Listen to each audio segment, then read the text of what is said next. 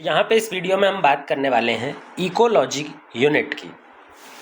Ecology क्या है, ecology में हम क्या क्या पढ़ने वाले हैं। इकोलॉजी हमारे पास पूरी यूनिट है और इसके अंदर हम 3 चैप्टर्स अभी एनसीईआरटी में दे रखे हैं। तो पहले तो इकोलॉजी होती क्या है, इकोलॉजी में हम क्या चीज़ पढ़ते हैं, ये पता होना चाहिए। इकोलॉजी बेसिकली एक ब्रांच है बायोलॉजी की। जैसे हमारे पास में बायोलॉजी एक फील्ड ऑफ साइंस है, उसकी अलग अलग ब्रांच हैं, उसी तरह से इकोलॉजी भी बायोलॉजी की एक ब्रांच होती है। अब बायोलॉजी की कोई सी भी ब्रांच हो, उसमें हम पढ़ते क्या हैं, बायोलॉजी के अंदर में हम हमेशा लिविंग ऑर्गेनिज्म को पढ़ते हैं। लिविंग ऑर्गेनिज्म को, जो बायोलॉजी के डिफरेंट ब्रांच हैं, उसमें हम ऑर्गेनिज्म को अलग अलग लेवल्स पर पढ़ते हैं। जैसे अगर हम बताएं सेल बायोलॉजी, तो वहाँ पर हम ऑर्गेनिज्म को सेल के लेवल पर पढ़ते हैं कि किस तरह के सेल वहाँ पर बॉडी में प्रेजेंट हैं, किस तरह से वो फंक्शन कर रहे हैं। अगर हम मॉलिक्यूलर बायोलॉजी की बात करें तो वहाँ पर हम बायो मॉलिक्यूल्स की बात करते हैं कि लिविंग ऑर्गेनिज्म में किस तरह के बायो मॉलिक्यूल्स प्रेजेंट हैं, प्रोटीन्स प्रेजेंट है, कार्बोहाइड्रेट प्रेजेंट है, डीएनए आरएनए प्रेजेंट है। इसी तरह से इकोलॉजी जो ब्रांच है, इकोलॉजी ब्रांच में हम लिविंग ऑर्गेनिज्म को एज अ कंप्लीट यूनिट या फिर होल यूनिट मान करके पढ़ते हैं। और जैसे मान लीजिए लिविंग ऑर्गेनिज्म है, ह्यूमन मान लेते हैं, तो इकोलॉजी के अंदर में हम इसकी बॉडी के अंदर ना पढ़ के इसकी बॉडी के इंटरेक्शन को पढ़ते हैं बाहर की तरफ। तो मतलब हम बॉडी के बाहर निकल करके स्टडी करेंगे अब कि लिविंग ऑर्गेनिज्म नेचर में किस तरह से बिहेव करता है। और ये एक सिंगल ऑर्गेनिज्म जो है, ये एक सिंगल कंप्लीट यूनिट है। इकोलॉजी में क्या मानते हैं कि जो एक ऑर्गेनिज्म है ये एक यूनिट है और ऑर्गेनिज्म अपने एनवायरनमेंट से कैसे बिहेव करता है, किस तरह से रिलेट करता है, किस तरह से इंटरेक्ट करता है, ये ऑर्गेनिज्म किस तरह से इंटरेक्ट करता है दूसरे लिविंग ऑर्गेनिज्म के साथ में, और दूसरे लिविंग ऑर्गेनिज्म के अलावा नॉन लिविंग एनवायरनमेंट जो है इसके आसपास, जो नॉन लिविंग पार्ट है या फिर जो एनवायरमेंटल पार्ट है, उसके लिए किस तरह का बिहेवियर शो करता है, ये सारी चीज़ें हम पढ़ने वाले हैं। अब लिविंग ऑर्गेनिज्म सबसे छोटी यूनिट है इकोलॉजिकल स्टडी की। हम लिविंग ऑर्गेनिज्म के डिफरेंट ग्रुप्स को भी पढ़ सकते हैं और जैसे जैसे हम ग्रुपिंग करते जाएंगे इकोलॉजी में हायर लेवल्स पर भी स्टडी परफॉर्म की जा सकती है। जैसे अगर हम बात करें जो इकोलॉजी में डिफरेंट लेवल्स पर हम स्टडी करते हैं, तो सबसे छोटा लेवल क्या है, ऑर्गेनिज्म। सबसे छोटा लेवल क्या है भाई, ऑर्गेनिज्म। एग्जाम्पल ले लेते हैं एक फॉरेस्ट का। मान लीजिए ये फॉरेस्ट है, इस फॉरेस्ट में एक टाइगर है टी। ये टाइगर क्या रिप्रेजेंट कर रहा है, एक सिंगल ऑर्गेनिज्म को। पर क्या ये सिंगल टाइगर इस पूरे फॉरेस्ट में सरवाइव कर सकता है? बिल्कुल नहीं कर सकता। क्या ये अपनी नेक्स्ट जनरेशन बना सकता है? बिल्कुल नहीं बना सकता। रिप्रोड्यूस करने के लिए, इसको सरवाइव करने के लिए दूसरे टाइगर की ज़रूरत पड़ेगी। तो इसका मतलब कभी भी एक ऑर्गेनिज्म नेचर में अकेला नहीं पाया जाता, उसके जैसे और भी ऑर्गेनिजम्स या फिर और भी मेंबर्स वहाँ पर उस एरिया में मिलेंगे ज़रूर। तो जब बहुत सारे सेम ऑर्गेनिज्म या फिर सेम स्पीसीज़ के बहुत सारे मेंबर्स एक पर्टिकुलर एरिया में जो पाए जाते हैं, वो सारे आपस में मिल करके अब क्या बनाते हैं, एक पॉपुलेशन। तो इस फॉरेस्ट में, ये जो फॉरेस्ट है हमारा पूरा, इसमें बहुत सारे टाइगर होंगे और वो सारे टाइगर मिल करके क्या बना रहे होंगे, एक पॉपुलेशन। तो ऑर्गेनिज्म के बाद में जो सेकंड लेवल आता है वो है पॉपुलेशन। क्या टाइगर की पॉपुलेशन अकेले इस जंगल में सरवाइव कर पाएगी? नहीं कर सकती भाई। टाइगर को खाने के लिए कुछ दूसरा लिविंग ऑर्गेनिज्म की ज़रूरत पड़ती है। टाइगर कार्निवोर होता है, तो टाइगर जो है वो हर्बीवोर एनिमल्स को खाता है। मतलब मान लो डियर हो गया या फिर इस तरह के जो हर्बीवोर्स होते हैं उन पे फीड करता है। तो टाइगर को सरवाइव करने के लिए क्या चाहिए, कम से कम एक और पॉपुलेशन होनी चाहिए इस फॉरेस्ट में, जो किसकी होगी, डियर की। ये इसका खाना है, डियर। अब जितने भी डियर इस पूरे फॉरेस्ट में पाए जाते हैं, ये एक दूसरी पॉपुलेशन बनाते हैं। मतलब ये एक पॉपुलेशन हो गई, ये भी एक पॉपुलेशन हो गई। अच्छा, क्या डियर को सरवाइव करने के लिए डियर को भी कुछ ना कुछ खाना पड़ेगा? तो डियर क्या खाता है, घास खाता है। तो डियर क्या खाएगा, ग्रास या फिर घास खाएगा। तो यहाँ पे हमने जी से लिखा है ग्रास। तो इस पूरे फॉरेस्ट में कई सारी घास होंगी या फिर जितनी भी एक स्पीसीज़ की घास है वो सब मिला करके एक क्या बना रही है, पॉपुलेशन। तो ये एक तीसरी पॉपुलेशन हो गई। इसी तरह से एक पॉपुलेशन होती है माइक्रोब्स की। माइक्रोब्स का काम होता है जितने भी लिविंग ऑर्गेनिज्म मरते जाते हैं या फिर जो उनका वेस्ट मटेरियल है उसको डीकम्पोज करके वापस से सॉइल में न्यूट्रिएंट्स को भेजना। तो हमारे पास में बैक्टीरिया होगा या फिर माइक्रोब्स होंगे। तो अलग अलग माइक्रोब्स की पॉपुलेशन होंगी। मान लेते हैं यहाँ पे एक पर्टिकुलर टाइप का माइक्रोब है, पर्टिकुलर टाइप का बैक्टीरिया है जिसकी पॉपुलेशन यहाँ पर प्रेजेंट है। तो ये भी एक पी हो गया। अब इस पूरे फॉरेस्ट एरिया में देखें तो कितनी सारी पॉपुलेशंस हैं, बहुत सारी पॉपुलेशन है, और वो आपस में एक दूसरे के साथ इंटरेक्ट कर रही हैं।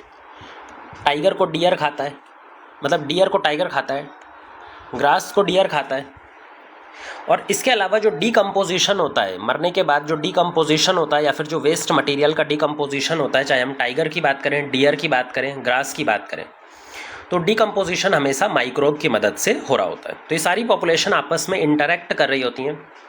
तो जब एक एरिया में बहुत सारी पॉपुलेशंस होती हैं और वो पॉपुलेशन आपस में इंटरेक्ट कर रही होती हैं तो उस पूरे सिस्टम को बोलते हैं कम्युनिटी। तो ये पूरा सिस्टम क्या बना जाएगा, एक कम्युनिटी। पॉपुलेशन के बाद में फिर आता है हमारे पास में कम्युनिटी। कम्युनिटी में क्या है, डिफरेंट पॉपुलेशंस हैं जो आपस में इंटरेक्ट कर रही हैं।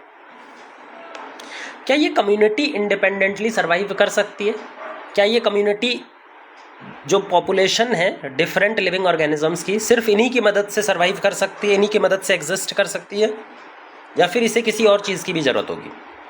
तो जो कम्युनिटी है उसके अंदर में हमने सिर्फ और सिर्फ लिविंग ऑर्गेनिज्म की पॉपुलेशन को कंसीडर किया है। अभी तक हमने जो नॉन लिविंग फैक्टर्स हैं, जो नॉन लिविंग एबायोटिक फैक्टर्स हैं एनवायरनमेंट में, उनको कंसीडर नहीं किया है। लेकिन जो डिफरेंट लिविंग ऑर्गेनिजम्स हैं, जो उनकी पॉपुलेशन है, उनको सर्वाइवल के लिए नॉन लिविंग फैक्टर्स की भी ज़रूरत पड़ती है। जैसे हम एग्जांपल के तौर पे बात करें तो क्या ये जो टाइगर पॉपुलेशन है, जो डियर पॉपुलेशन है, इन दोनों को सर्वाइव करने के लिए वाटर की ज़रूरत पड़ेगी? भाई बिना वाटर के ये दोनों सर्वाइव कैसे करेंगे? तो यहाँ पे कोई वाटर सोर्स होगा, जिस वाटर सोर्स पे ये डिपेंड कर रहे होंगे। सिर्फ डियर और टाइगर वाटर पे डिपेंड नहीं करते। जो ग्रास है ये भी तो सॉइल से वाटर एब्जॉर्ब करके ही अपना फूड सिंथेसिस करती है। मतलब वाटर की ज़रूरत तो ग्रास को भी है, डियर को भी है और टाइगर को भी है। इसके अलावा जो ग्रास है उसको उगने के लिए सॉइल न्यूट्रिएंट्स की भी ज़रूरत पड़ती है। भाई अगर घास कहीं पे उग रही है तो घास का उगना डिपेंड करता है कि उसके सॉइल जो है, वहाँ पर जो सॉइल है स्पेसिफिकली, उस सॉइल में कितने न्यूट्रिएंट्स हैं। तो सॉइल न्यूट्रिएंट्स पे कौन डिपेंड करता है? इस ग्रास पॉपुलेशन की ग्रोथ। तो क्या सॉइल के न्यूट्रिएंट्स के ऊपर में भी डिपेंड करता है हमारा जो ग्रास है या पॉपुलेशन है? बिल्कुल। इसके अलावा टेम्परेचर ऑप्टिमम होगा। भाई कुछ ना कुछ टेम्परेचर होगा जहाँ पे एक पर्टिकुलर पॉपुलेशन सर्वाइव करती है। क्या टेम्परेचर भी डिसाइडिंग फैक्टर होता है कि कौन सी पॉपुलेशन यहाँ पर रहेगी, कौन सी नहीं रहेगी? बिल्कुल। प्लस सनलाइट होती है। सनलाइट भी एक एबायोटिक फैक्टर है जो प्लांट्स के लिए बहुत ज़्यादा इम्पॉर्टेंट है, उनको फूड सिंथेसिस करने में मदद करती है। अब ये जितने भी फैक्टर्स हमने लिखे हैं, चाहे हम वाटर की बात करें, चाहे हम सॉइल न्यूट्रिएंट्स की बात करें, चाहे हम सनलाइट की बात करें, या फिर हम टेम्परेचर की बात करें, ये सारे क्या हैं? एबायोटिक फैक्टर्स या फिर उस एरिया में प्रेजेंट नॉन लिविंग फैक्टर्स जो लिविंग ऑर्गेनिज्म को किसी ना किसी तरह से अफेक्ट करते हैं। तो जब कम्युनिटी के साथ में हम कम्युनिटी यानी जो लिविंग ऑर्गेनिज्म के बीच में पॉपुलेशंस जो हैं उनके बीच में इंटरेक्शन के साथ में एबायोटिक इंटरेक्शन को भी जोड़ देते हैं। जो कम्युनिटी है वो किस तरह से अपने आसपास एबायोटिक एनवायरनमेंट से भी कंट्रीब्यूट करती है, इंटरेक्ट करती है, जब उसको भी कंसीडर किया जाता है तो कम्युनिटी बन जाती है इकोसिस्टम। तो नेक्स्ट लेवल होता है हमारा इकोसिस्टम। इकोसिस्टम कुछ नहीं है, इकोसिस्टम में हम बायोटिक को तो कंसीडर करते ही हैं, मतलब कम्युनिटी को तो कंसीडर करते ही है, बट बायोटिक के साथ में एबायोटिक को भी कंसीडर करते हैं, नॉन लिविंग फैक्टर्स को भी कंसीडर करते हैं।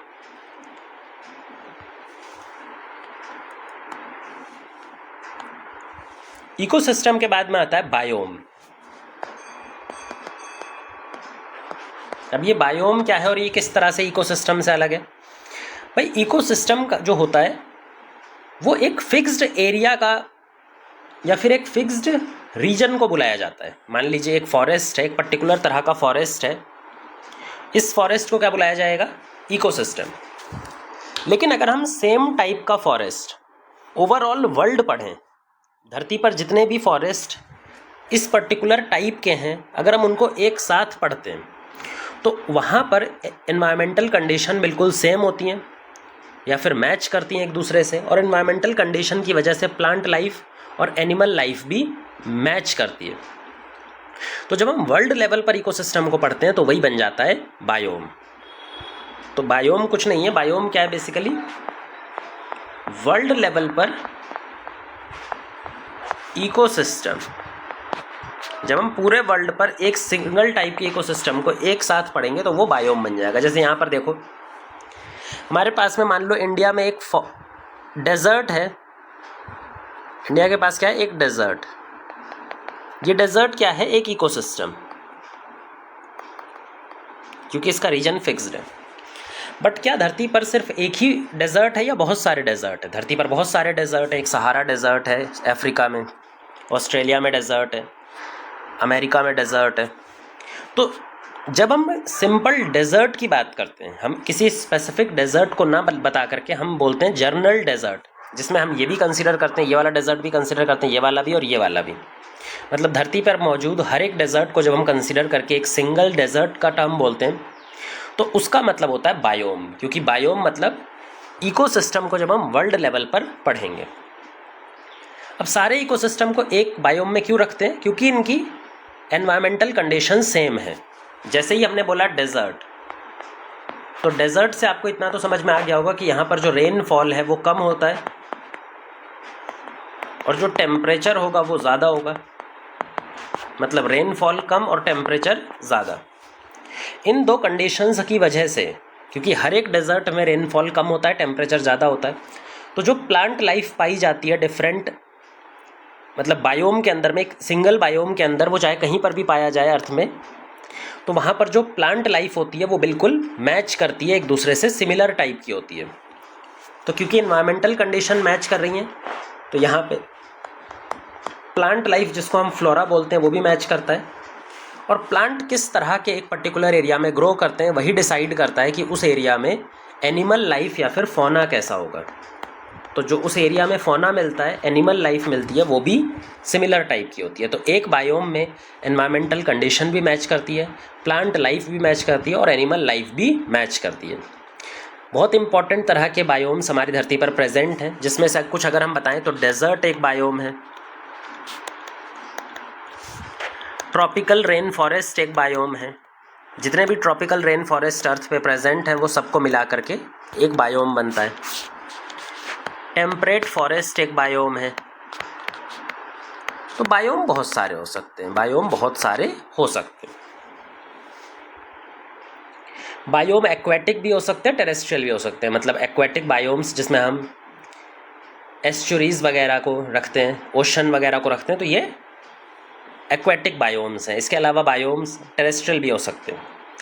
अब बायोम के बाद आते हैं हम बायोस्फीयर। लास्ट लेवल या फिर सबसे बड़ा लेवल जो इकोलॉजी में पढ़ा जा सकता है वो है बायोस्फीयर। बायोस्फीयर पूरे अर्थ का वो कंपोनेंट है या फिर हर एक उस कंपोनेंट को मिला करके बनता है जहाँ पर लाइफ पॉसिबल है। अगर हम यहाँ पे एक अर्थ बना लें तो इस अर्थ के पास में क्या क्या चीज़ें होती हैं? इस अर्थ के पास में पानी होता है, बहुत सारा अर्थ के पास में पानी है जिसमें अलग अलग लाइफ प्रेजेंट है। पानी के अलावा यहाँ पे टेरेस्ट्रियल लैंड एरिया भी है। भाई लैंड एरिया पर भी तो, टेरेस्ट्रियल एरिया पर भी तो लाइफ मिलती है। इसके अलावा एटमॉस्फेयर है, एयर, यहाँ फिर जहाँ पे लिविंग ऑर्गेनिज्म एयर की में सस्पेंड रहते हैं। तो जितना भी लाइफ सपोर्टिंग एरिया है, चाहे वो लिथोस्फीयर का हो, लैंड वाले एयर का हो, चाहे वो हाइड्रोस्फीयर का हो, पानी वाले एरिया का हो, या फिर एटमॉस्फेयर हो, हवा वाले एरिया का हो, एयर का हो, तीनों को मिला करके जहाँ तक लाइफ पॉसिबल है उन तीनों को मिला करके क्या बनता है? बायोस्फीयर। या फिर बायोस्फीयर को डिफाइन करने का सबसे अच्छा तरीका है life supporting areas of earth. तो total life supporting region on earth, पूरा लाइफ सपोर्टिंग रीजन जो अर्थ पर पाया जाता है वही हमारा क्या बनता है, बायोस्फीयर। अब यहाँ पर इतने सारे लेवल्स हमने बता दिए आपको कि इकोलॉजी किन किन लेवल्स पे पढ़ी जा सकती है, लेकिन अगर इनमें से भी बात करें जो ज़्यादा इंपॉर्टेंट लेवल्स होते हैं जिन पर हम टिपिकली या जर्नली इकोलॉजिकल स्टडी परफॉर्म करते हैं, तो वो होता है एक ऑर्गेनिज्मिक इकोलॉजी, ऑर्गेनिज्म के लेवल पर हम इकोलॉजी को पढ़ते हैं, एक ये बहुत इंपॉर्टेंट होता है। पॉपुलेशन इकोलॉजी, इसके लेवल पर भी हम इकोलॉजी को यूजुअली पढ़ते हैं। कम्युनिटी इकोलॉजी, यहाँ पर भी हम स्टडी करते हैं। इसके अलावा बायोम, क्योंकि बायोम एक वर्ल्ड लेवल पर इकोसिस्टम है तो ज़्यादा हम इंपॉर्टेंस देते हैं बायोम को। तो ये 4 level, organism level, population level, community level and biome level, ये 4 बेसिक लेवल्स हैं जिनके ऊपर इस जो इकोलॉजिकल स्टडी है वो जनरली परफॉर्म की जाती है। इसी के बेसिस पे हम इकोलॉजिकल स्टडी को 2 ब्रॉड कैटेगरीज में बांट देते हैं, सिन इकोलॉजी एंड ऑटो इकोलॉजी। तो जो इकोलॉजिकल स्टडीज़ हैं वो हमारी 2 तरह में, 2 क्लासेस में बटी होती हैं, 2 टाइप्स में कैटेगराइज्ड होती हैं। पहला होता है auto ecology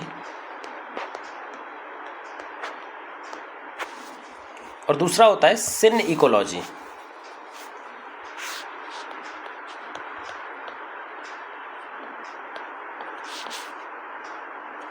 autecology and synecology, अब इन दोनों में फ़र्क क्या है?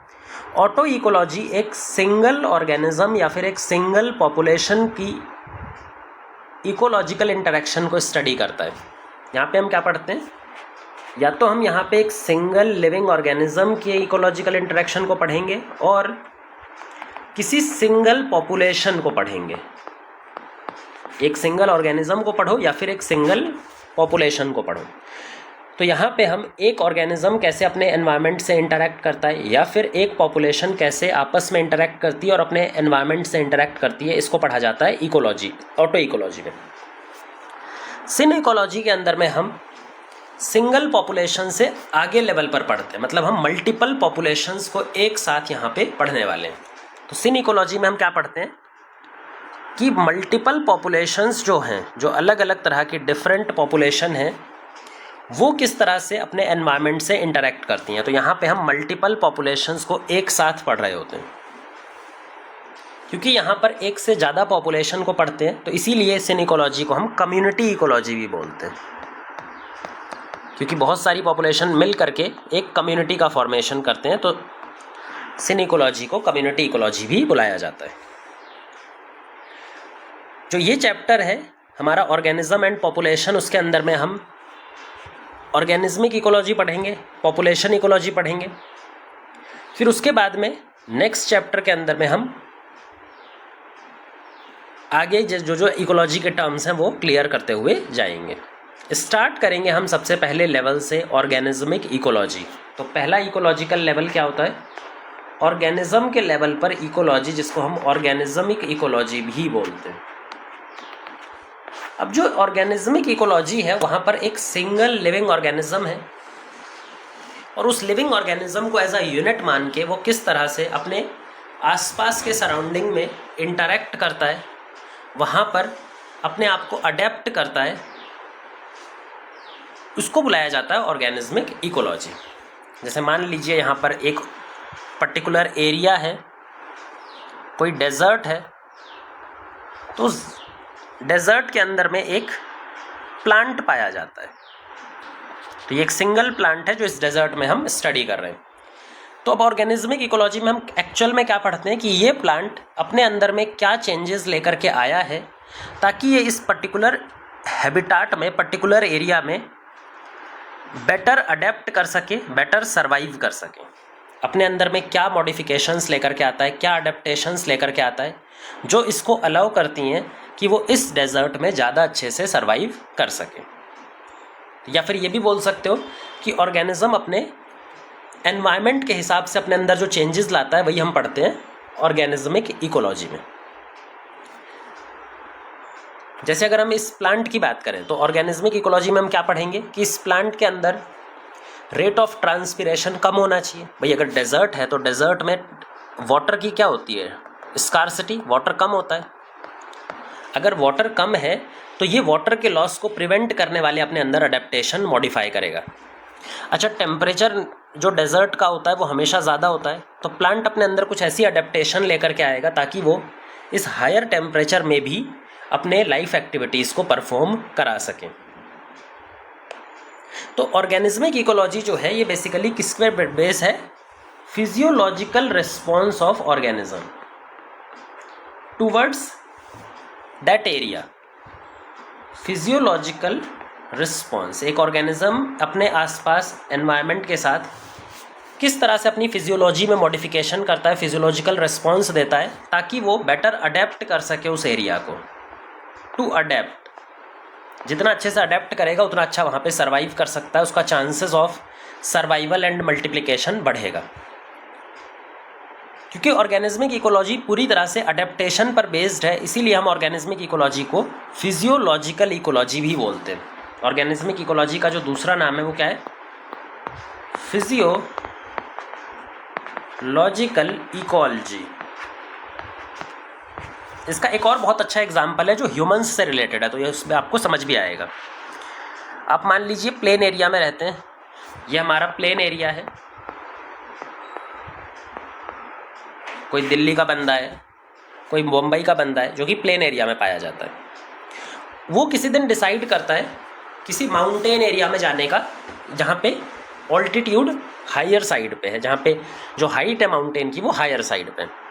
तो अगर ये पर्सन, जो ये ए पर्सन है, ये प्लेन एरिया से ए माउंटेन पर जाता है, तो आपने नोटिस किया होगा कि हमारी बॉडी क्या करने लगती है, कुछ ऐसे रिस्पॉन्स प्रोड्यूस करती है जैसे कि डिजीनेस हो जाता है, ब्रीदिंग प्रॉब्लम्स हो जाती हैं, सांस लेने में प्रॉब्लम हो रही होती है, हेडेक हो रहा होता है, नोजिया हो रहा होता है, वॉमिटिंग हो जाती है कई बार। तो ये सारी चीज़ें, ये जो सारे जितने रिस्पॉन्स हैं, ये क्यों प्रोड्यूस हो रही है हमारी बॉडी में, क्योंकि एनवायरमेंटल कंडीशन चेंज हो गई। यहाँ प्लेन एरिया था, प्लेन एरिया पर जो प्रेशर होता है, पार्शियल प्रेशर ऑक्सीजन का, वो ज़्यादा रहता है, लेकिन ऊपर जाने पे ऑक्सीजन का पार्शियल प्रेशर कम हो जाता है, तो हमारी बॉडी को प्रॉपरली ऑक्सीजन नहीं मिल रही होती। तो हमारी बॉडी कोशिश करती है इस नए एनवायरनमेंट में अडेप्ट करने की, नए एनवायरनमेंट के हिसाब से अपने आप को मॉडिफाई करने की, और उसी दौरान कुछ इस तरह के फिजियोलॉजिकल रिस्पॉन्स ये प्रोड्यूस करती है। कुछ दिन बाद आप देखेंगे, 2-3 दिन बाद अगर आप वहीं माउंटेन एरिया पर रहें तो धीरे धीरे ये सिम्टम्स रिड्यूस होने लगते हैं, क्योंकि स्लोली हमारी बॉडी उस एरिया के हिसाब से अपने अंदर चेंजेस कर लेती है, और जब एक बार को कंप्लीट चेंजेस उस एरिया के हिसाब से हो जाते हैं तो हमारी बॉडी वहाँ पर प्रॉपरली फंक्शन करना स्टार्ट कर देती है।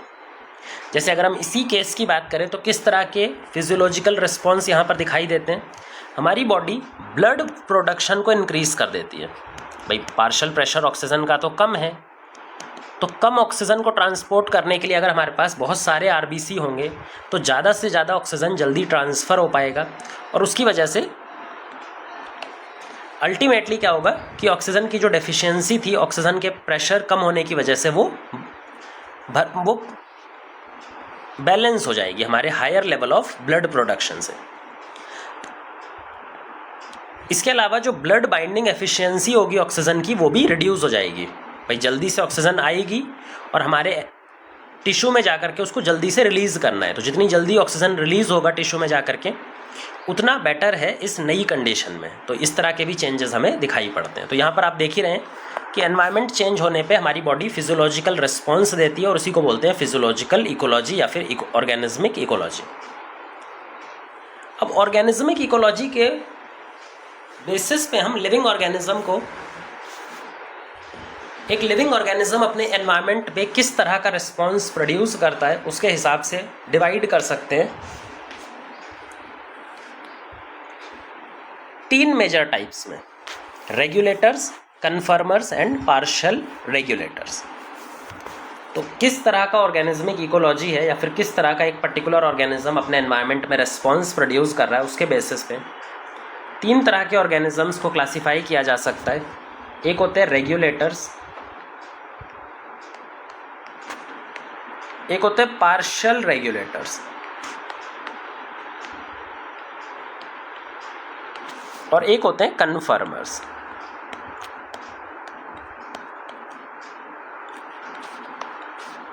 तो ये 3 होते हैं। अब इनका मतलब क्या है वो समझिए। देखिए, रेगुलेटर्स एक ऐसा ऑर्गेनिज्मिक ग्रुप है या फिर ऐसे ऑर्गेनिजम्स को बुलाया जाता है जो अपने एनवायरमेंटल कंडीशन, वो अपने इंटरनल कंडीशन को, बॉडी के कंडीशन को, बॉडी के अंदरूनी कंडीशन को एक कांस्टेंट स्टेट में मेंटेन करके रखते हैं, भले से बॉडी के बाहर की कंडीशन, जो एनवायरमेंटल कंडीशन है, वो फ्लक्चुएट ही क्यों ना कर रही हो। तो अगर मान लें हमारे पास में ये ऑर्गेनिज्म है और ये एनवायरमेंट है, यहाँ जो एनवायरमेंट है इसके अंदर कुछ पर्टिकुलर कंडीशंस फ्लक्चुएट कर रही हैं। यहाँ पे क्या कर रही है? फ्लक्चुएट कर रही हैं, चेंज हो रही हैं।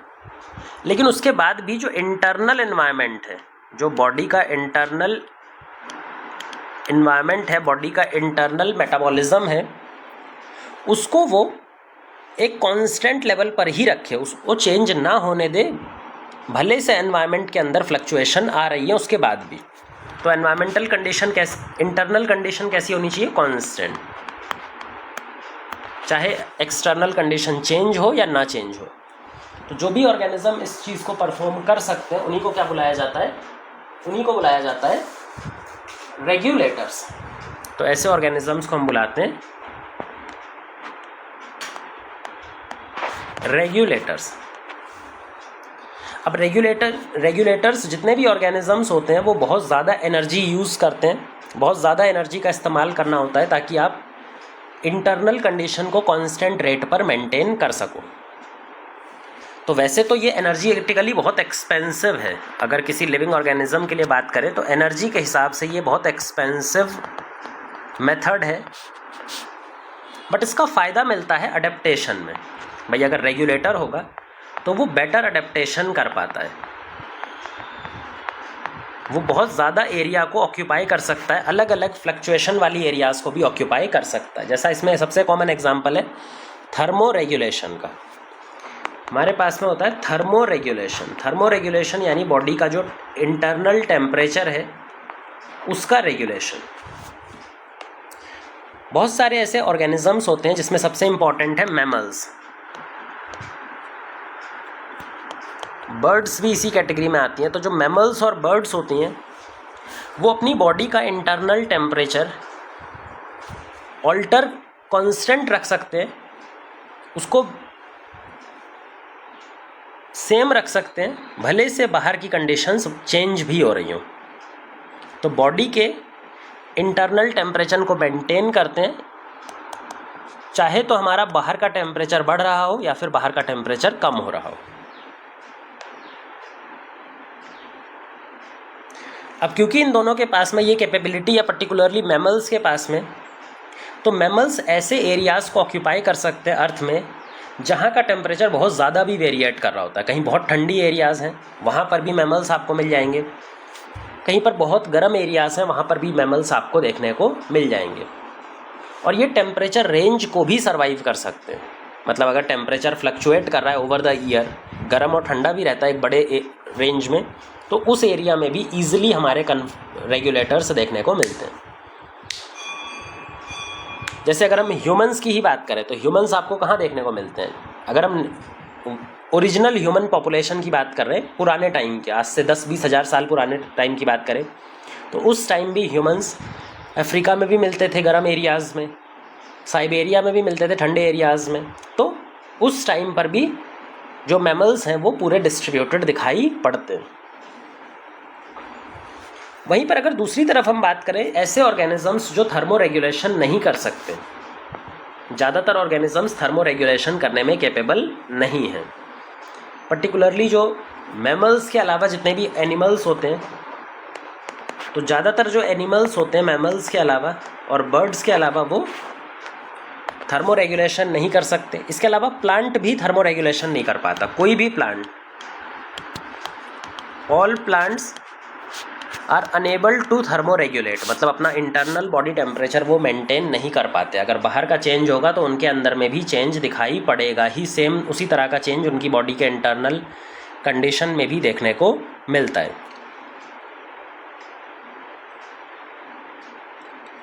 ऐसे एनिमल्स, अगर हम एनिमल्स की बात करें जो अपना बॉडी टेम्परेचर मेंटेन नहीं कर सकते इनको बोलते हैं कोल्ड ब्लडेड। और जो ये दोनों है जो अपना बॉडी टेम्परेचर मेंटेन कर सकते हैं इनको बोलते हैं वार्म ब्लडेड। जो कोल्ड ब्लडेड एनिमल्स हैं इसमें रेप्टाइल्स और एम्फीबियंस आते हैं, रेप्टाइल्स आते हैं, एम्फीबियंस आते हैं, और जितने भी इनवर्टिब्रेट्स होते हैं वो भी आते हैं, क्योंकि रेप्टाइल्स और एम्फीबियंस बॉडी टेम्परेचर मेंटेन नहीं कर सकते, कोल्ड ब्लडेड हैं। इस वजह से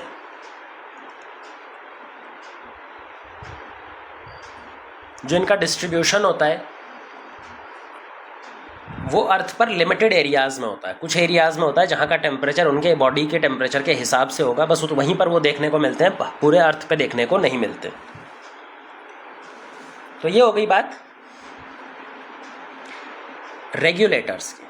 रेगुलेटर्स अपना इंटरनल टेम्परेचर मेंटेन कर सकते हैं। थर्मो रेगुलेशन के अलावा ऑस्मो रेगुलेशन का भी कंसेप्ट आता है जो एक्वेटिक एरियाज़ में चलता है। एक्वेटिक एरियाज़, पानी के अंदर में जो भी लिविंग ऑर्गेनिजम्स हैं उनके साथ एक बहुत बड़ी प्रॉब्लम आती है कि उनकी बॉडी का आयनिक कंसंट्रेशन और जो उनके आसपास पानी है उसका आयनिक कंसंट्रेशन अगर फ्लक्चुएट करता है, अलग होता है, तो उनके इंटरनल कंडीशन भी क्या चेंज होगा? नहीं। तो फिर कुछ ऑर्गेनिजम्स ऐसे होते हैं जो ऑस्मो रेगुलेशन कर सकते हैं। ऑस्मो रेगुलेशन यानी आयनिक कंसंट्रेशन को अपनी बॉडी में मेंटेन कर सकते हैं, तो इसको हम बोलते हैं ऑस्मो रेगुलेशन। तो कुछ ऑस्मो रेगुलेशन कर सकते हैं और कुछ ऑस्मो रेगुलेशन नहीं कर सकते। तो ये हो गए रेगुलेटर्स। फिर आते हैं पार्शियल रेगुलेटर्स।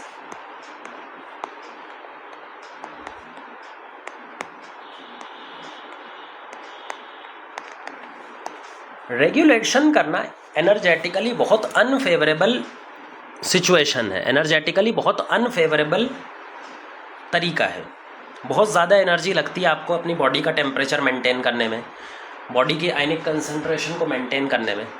जब इतनी ज़्यादा एनर्जी यहाँ पे खर्चा होती है इस तरह के टेम्परेचर को मेंटेन करने में, इस तरह के इंटरनल कंडीशन को मेंटेन करने में, तो लिविंग ऑर्गेनिजम्स ऐसा नहीं है कि वो बाहर का एनवायरनमेंट कितना भी ड्रास्टिकली चेंज होता जाए इंटरनल एनवायरनमेंट चेंज होगा ही नहीं, ऐसा नहीं होता है भाई। सिर्फ एक लिमिट होती है, एक रेंज होता है जिस रेंज के अंदर में वो अपने अंदर रेगुलेशन कर सकते हैं। मान लो कभी ऐसी कंडीशन आती है कि टेम्परेचर बहुत ज़्यादा फ्लक्चुएट हो जाए, तो उसमें तो फिर इंटरनल बॉडी चेंज होगा भी ना। तो पार्शियल रेगुलेटर्स एक्चुअल में कौन से होते हैं? जो एक रेंज तक एक्सटर्नल फ्लक्चुएशन को सह सकते हैं। जो एक्सटर्नल कंडीशंस में जितनी भी फ्लक्चुएशंस हो रही है उसको एक रेंज तक सह सकते हैं, एक थ्रेशोल्ड वैल्यू तक सह सकते हैं। अगर उससे भी कम या ज़्यादा वो वैल्यू हो रही है तो उसके बाद फिर उनके अंदर इंटरनल कंडीशन भी चेंज होती हैं अकॉर्डिंग टू एक्सटर्नल कंडीशन। ज़्यादातर जो रेगुलेटर्स होते हैं वो एक्चुअल में पार्शियल रेगुलेटर्स बोलना उनको ज़्यादा सही है, क्योंकि कोई भी 100% टाइम रेगुलेशन परफॉर्म नहीं कर सकता। रेगुलेशन सिर्फ एक रेंज तक होती है कि कितने रेंज तक कोई भी ऑर्गेनिज्म अपने टेम्परेचर को मेंटेन कर पाएगा। इसी के बेसिस पे हम जो थर्मो रेगुलेशन करने वाले एनिमल्स हैं, जो ऑस्मो रेगुलेशन करने वाले एनिमल्स हैं, उनको भी दो तरह से क्लासिफाई करते हैं। जो ऑर्गेनिज्म थर्मो रेगुलेशन करते हैं वो भी दो तरह के होते हैं, Yuri thermal and stenothermal. Eurythermal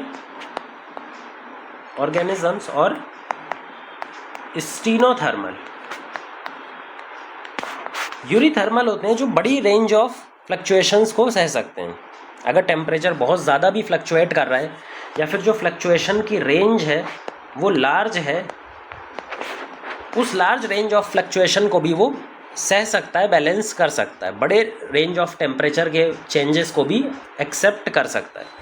stenothermal का मतलब होता है कि जो एक नैरो रेंज ऑफ टेम्परेचर में ही पाया जाए, छोटी सी टेम्परेचर रेंज है, उसके बाहर अगर टेम्परेचर जाता है, उससे ज़्यादा जाता है या फिर उससे कम भी जाता है, तो वहाँ पे वो सर्वाइव नहीं कर पाएगा, वहाँ पे वो अपनी एक्टिविटीज़ को परफॉर्म नॉर्मली नहीं कर पाएगा। तो इसकी जो टेम्परेचर सहने की रेंज है वो स्मॉलर रेंज है, तो बहुत छोटी रेंज यहाँ पर देखने को मिलेगी टेम्परेचर की।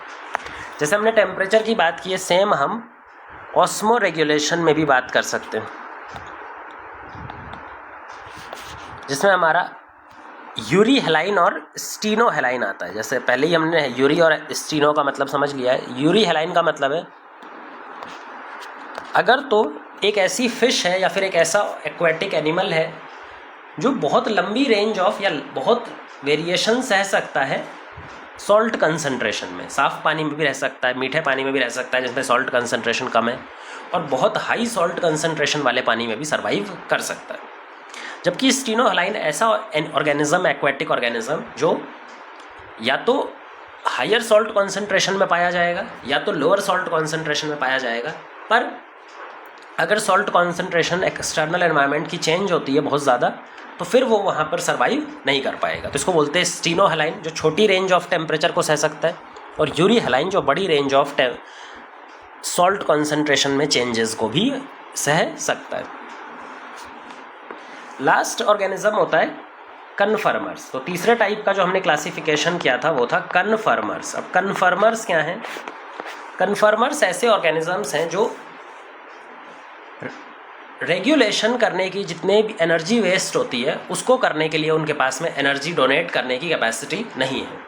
वो अपने अंदर के इंटरनल कंडीशन को मेंटेन करने के लिए बहुत ज़्यादा एनर्जी यूज़ नहीं करते हैं। तो उन्होंने क्या किया है भाई?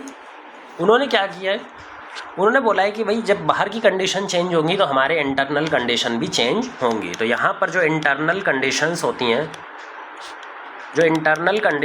वो डायरेक्टली प्रोपोर्शनल होती हैं एक्सटर्नल कंडीशन या फिर एनवायरमेंटल कंडीशन। जिससे ही एनवायरमेंटल कंडीशंस चेंज होंगी वैसे ही अंदरूनी कंडीशंस भी यहाँ पर चेंज होती हैं।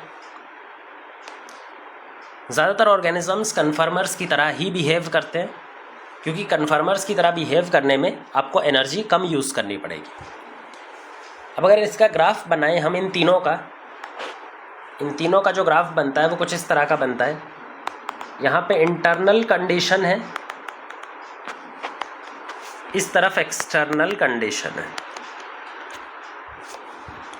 अगर रेगुलेटर्स की बात करें तो हमने रेगुलेटर्स में बताया था एक्सटर्नल कंडीशन कितनी भी बढ़ती जाए, कितनी भी चेंज होती जाए, जो इंटरनल कंडीशन की वैल्यू है वो चेंज नहीं होगी। तो रेगुलेटर्स के लिए हमें ये वैल्यू या स्ट्रेट लाइन मिलेगा पैरेलल। कन्फर्मर्स की बात करें तो कन्फर्मर्स तो बिल्कुल भाई डायरेक्टली प्रोपोर्शनल है। तो जैसे जैसे इंटरनल कंडीशन बढ़ेगी वैसे वैसे एक्सटर्नल भी बढ़ेगी या घटेगी, तो वो बिल्कुल स्ट्रेट लाइन आएगी एक एंगल के साथ। पार्शियल रेगुलेटर की बात करें तो पार्शियल रेगुलेटर्स जो हैं वो एक रेंज तक तो सह सकते हैं चीज़ों को, अपने इंटरनल कंडीशन में अवॉइड कर सकते हैं चेंज लाना, लेकिन उस रेंज के बाद अगर ज़्यादा या कम होता है तो वहाँ पे ये कन्फर्मर की तरह बिहेव करने लगते हैं। तो जो ऐसे ऑर्गेनिजम्स हैं जो एक पर्टिकुलर रेंज में ही रेगुलेटर की तरह बिहेव करते हैं उनको बोलते हैं पार्शियल रेगुलेटर्स। तो ये हो गए पार्शियल रेगुलेटर्स।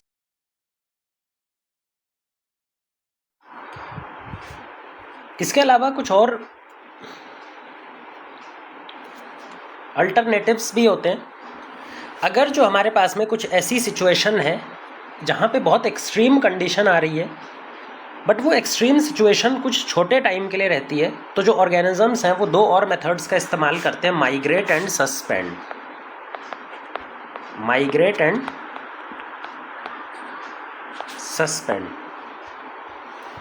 अब माइग्रेट का मतलब क्या होता है? माइग्रेट मतलब होता है अगर कोई स्ट्रेसफुल सिचुएशन है मान लीजिए, तो लिविंग ऑर्गेनिज्म उस पर्टिकुलर टाइम के लिए, जब तक वो स्ट्रेसफुल सिचुएशन वहाँ पर प्रेजेंट है, उस टाइम के लिए वहाँ से मूव आउट कर जाएगा, और एक बार जब स्ट्रेसफुल सिचुएशन ख़त्म हो जाती है तो वापस वहाँ पर आकर के वापस आ जाता है। तो माइग्रेशन का मतलब होता है temporary removal of out from that area, और जब एक बार स्ट्रेसफुल सिचुएशन ख़त्म हो जाएगी तो वापस वो ऑर्गेनिज्म वहाँ पर लौट आएगा। इसका सबसे अच्छा एग्जांपल है, इंडिया में बहुत सारी बर्ड्स हैं जो साइबेरिया एरिया से या फिर रशियन एरिया से आती हैं, जो कि विंटर कंडीशन में साइबेरिया बहुत ज़्यादा ठंडा हो जाता है तो उस एरिया से वो भरतपुर जो नेशनल पार्क है हमारे पास वहाँ पे आकर के रहती हैं 1-2 महीना, और फिर जब विंटर ख़त्म हो जाती है तो वापस चली जाती हैं। लास्ट है सस्पेंड। जो दूसरा मैकेनिज्म है stressful situation, temporary stressful situation को डील करने का, वो है सस्पेंड करना। अब सस्पेंड करने का मतलब क्या है? अपनी मेटाबॉलिक एक्टिविटीज़ थोड़े टाइम के लिए, जब तक कि टेम्परली जो स्ट्रेसफुल सिचुएशन है वो प्रेजेंट है तब तक स्लो डाउन कर लो, अपनी मेटाबॉलिक एक्टिविटी को स्लो डाउन करके अभी बैठे रहो। फिर जब एक बार स्ट्रेसफुल सिचुएशन ख़त्म हो जाएगी तब अपनी मेटाबॉलिक एक्टिविटीज़ को वापस से रीस्टोर करना, ठीक है। तो सस्पेंड करने के अलग अलग तरीके हो सकते हैं, जैसे अगर हम बात करें प्लांट्स की, फंजाई की या फिर बैक्टीरिया की, तो इनके केस में ये अपने बॉडी में स्पोर प्रोड्यूस कर लेते हैं अलग अलग तरह के, या फिर प्लांट्स के केस में सीड प्रोड्यूस होता है, और ये सीड अनफेवरेबल ड्यूरेशन के दौरान इनएक्टिव स्टेट में, नॉन जर्मिनेटेड स्टेट में पड़ा रहता है। फिर जब स्ट्रेसफुल सिचुएशन ख़त्म हो जाएगी तो ये जर्मिनेट करेगा, वापस से डेवलप करेगा, है ना। ऐसे ही एनिमल्स भी कुछ मेथड यूज़ करते हैं सस्पेंड करने का, जिसमें सबसे कॉमन मेथड है hibernation and aestivation. Hibernation and दूसरा होता है एस्टिवेशन। हाइबरनेशन होता है विंटर स्लीप, मतलब समर के टाइम पे अपनी मेटाबॉलिक एक्टिविटी स्लो डाउन करके किसी एक बरो में या फिर किसी एक गुफा वगैरह में वो जाकर के बैठ जाते हैं, उसमें सोते हैं, और जब एक बार विंटर ख़त्म हो जाती है तो बाहर आ जाते हैं। एस्टिवेशन जो होती है वो समर स्लीप है, ये हमारे एम्फीबियंस, फ्रॉग, अर्थवॉर्म वगैरह करते हैं। गर्मी के टाइम पे वो ज़मीन के नीचे चले जाते हैं, एक म्यूकस लेयर बना लेते हैं अपनी बॉडी के ऊपर और उस होल में रहते हैं जब तक कि अनफेवरेबल सिचुएशन प्रेजेंट रहती है। इसी तरह से एक जू प्लैंक्टन्स या फिर जो यूनिसेलुलर ऑर्गेनिजम्स हैं वो डाइपॉज सिचुएशंस शो करते हैं, जहाँ पे वो सस्पेंड करते हैं, बट वो सस्पेंड करने का तरीका थोड़ा सा अलग होता है। जैसे जू प्लैंक्टन किसी लेक में है या पॉन्ड में है तो वो डाइपॉज स्टेज ऑफ सस्पेंडेड डेवलपमेंट, उस टाइम तक डेवलप ही नहीं करता।